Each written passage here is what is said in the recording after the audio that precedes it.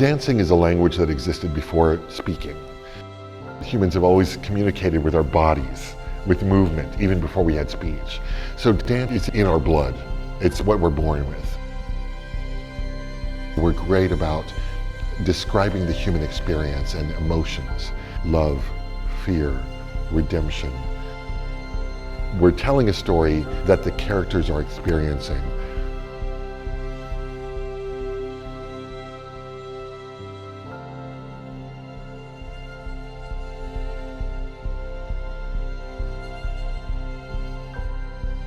We're doing a very big project with Hong Kong Phil, our really great colleagues, a new production of Carmina Burana.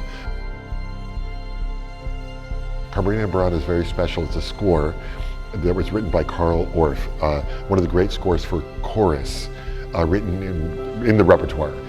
It was written in the 1930s, but using a manuscript that was discovered in an ancient medieval monastery in Germany. Initially, this manuscript was thought to be sacred chant, but upon further translation, it turns out to be drinking songs by wayward monks that celebrate live lust and one of my favorite pastimes, drinking beer. And so it's this big 1 hour spectacle with 300 performers here at the Cultural Center's Grand Theater. That'll happen in October. Really excited about it. We were looking for an idea, a way that this work could become a classic for Hong Kong and build a new tradition. Our production is set in early 20th century Hong Kong, and it's filled with so much rich history, cultural traditions from Hong Kong, the beautiful nature that we can find in Hong Kong, the flora, the fauna.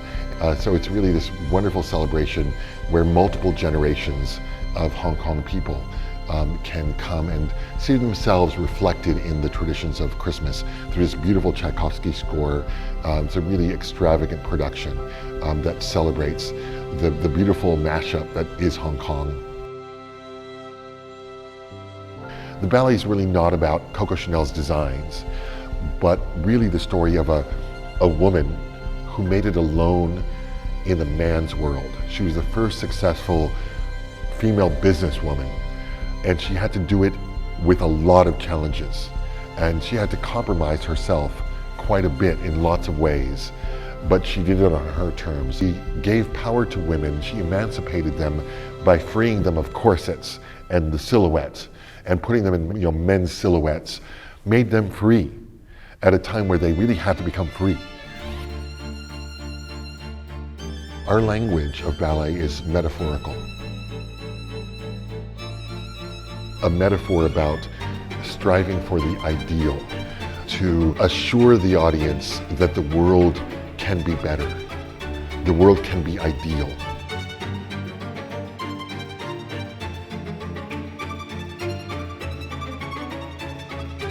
The dancers on stage, they're younger than the audience, they're better looking, they can jump higher, they can turn more, they're like the super version of the audience member.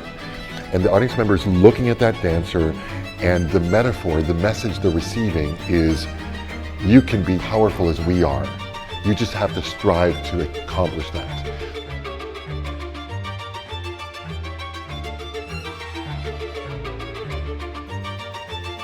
I came with the philosophy that a ballet company should reflect the city it's in. So what does ballet have to do with today's world?